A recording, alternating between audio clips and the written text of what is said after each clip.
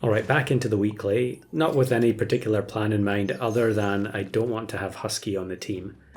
And that was partly because I was taking it all the time, but also because my opponents were doing the same, and I felt like I wanted to see if I could win without it. So we're setting up very similar to yesterday, I think, where I've got pigs and fish, and I'm just going to hang on to them for just now. I was kind of steering clear of the new pets in the early game. I don't really like Bunyip, but a lot of teams are taking. You can see here, turn 2, 3/4s, and it just gets worse from there. You know, you can easily create a very, very large unit with it. Probably a little bit too strong, which is kind of sad to say that for so many of the new units, but I'm sure they'll get fixed soon enough. Now this one, I mean, look at the Bunyip here, level 2. What did it have? Something like 13, 14, 15 health on turn 3. Pretty strong, I think.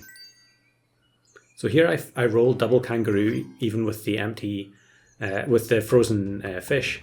So I decide to take that just as another possibility for a level up. We are going to lose here again. That's fine though. I was frequently doing this, just carrying the level ups to turn 5 and then seeing what we get. So we get antelope first. Am I just going to do... Yeah, okay.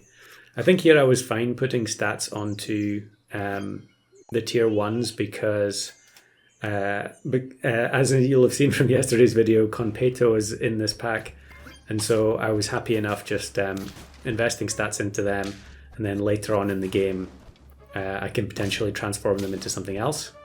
Here's a team that has both Bunyip and Mermal with big stats, but the double antelope gave us enough trumpets to get the win there. Unfortunate that both the level 3 fish buffs hit the 2 antelopes at the back.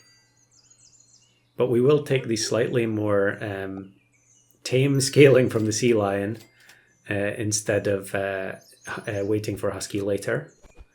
And put the 4th position honey just to get 1 extra trigger on the trumpets. Yeah, and this team maybe gives me a clue as to how I could try and improve the efficiency if I'm going to have an antelope team.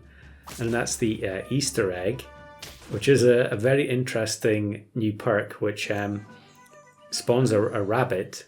And the rabbit has an innate ability to deal double damage at level 1. And it actually levels... it'll do triple damage at level 2 and quadruple damage at level 3, I think, which is absolutely wild because you can just pill a pet that has the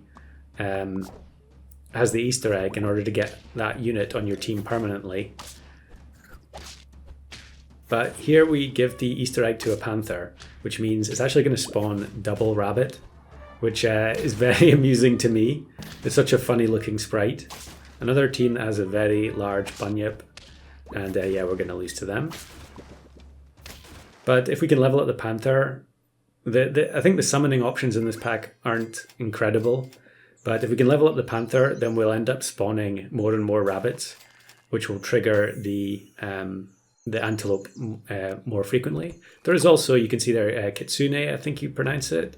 It generates mana based on feints. So you could have that at the back instead of antelope and build up a large snipe instead of the trumpets. I'm not sure which would really be better. I guess the fact that I've already got the level 2 antelope here, maybe that feels like I'm already committed. So yeah, I'm not going to bother with any more levels than the kangaroo. We do see a husky, but I'm just going to ignore it. We will take the level up on the sea lion though, and we get Cerberus. So empty front space, summon 1/8/8 fire pup up front, works once per turn. So this is the, I'm not sure how to describe this archetype, but it's the, I guess it's just the empty front space as it says in the ability, enabler from Unicorn Pack. So that means it works with Minotaur and also the jump team with Tatzelworm. So essentially things that work like Snake. And Snake is actually in this pack. I don't think I end up taking it in this particular team though.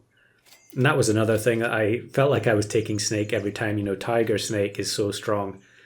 And with Cerberus level 3, you could potentially be spawning something in front of the snake 3 times. So actually Cerberus kind of works like fly. You know, people, I've had that suggestion multiple times in the comments to do a build that involved multiple zombie flies spawning in front of a snake in Turtle Pack, which just doesn't work because a zombie fly cannot replace another zombie fly.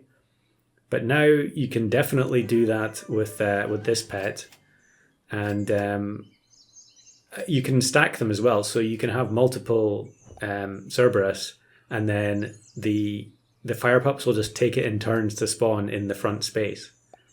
So here I get level 3 kangaroo with the Conpeto, and that actually does work with Cerberus as well, because we're going to spawn the pup at the front, which I absolutely love the graphic for, by the way.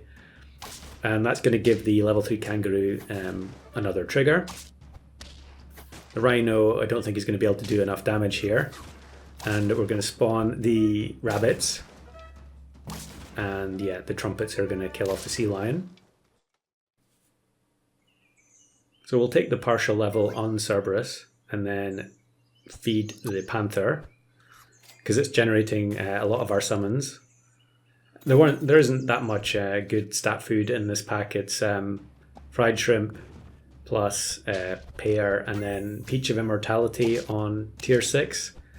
And I think given this game looks like it's not going to go very long, so taking the peach, it's maybe just a last resort if there's nothing better.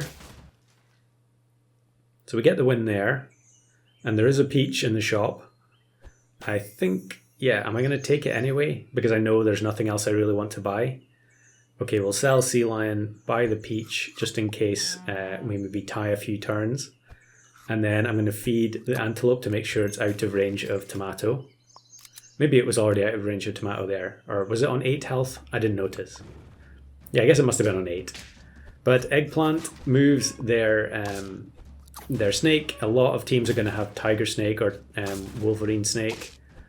In fact, just Snake second position in general, not least because they may have Cerberus as well. But we end up winning.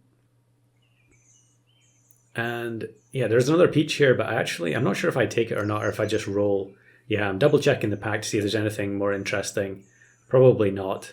So I think, okay, I do take it. And now we're just going to look for the level up on Cerberus, which we do actually get. And that's probably going to be it, even though base stats turtle at the front looks a bit out of place. And of course, the opposing team does have the Eggplant as well. So they end up messing up our second position kangaroo.